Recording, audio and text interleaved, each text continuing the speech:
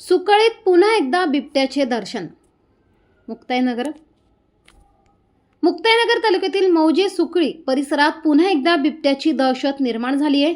सुकळी येथे मध्यरात्रीच्या सुमारास बिबट्याने थेट गावात घुसून गायींच्या वासराला ठार केल्याची घटना उघडकीस आल्याने खळबळ उडाली आहे। या घटनेमुळे सुकळी येथील ग्रामस्थांमध्ये भीतीचे वातावरण पसरले असून मजूर वर्ग केळी बागेतील शेतकामांना नकार देत आहे। वडोदा वनपरिक्षेत्र अधिकारी परिमल साळुंखे यांच्या मार्गदर्शनाखाली डोलारखेडा वनपाल गणेश गवळी, वनरक्षक जी.बी. गोसावी, वनरक्षक रजनीकांत चव्हाण, अतिरिक्त पशुधन विकास अधिकारी डॉक्टर महेश्वर रेड्डी, पोलीस पाटील संदीप इंगळे आदींनी भेट देऊन पाहणी करून पंचनामा केला।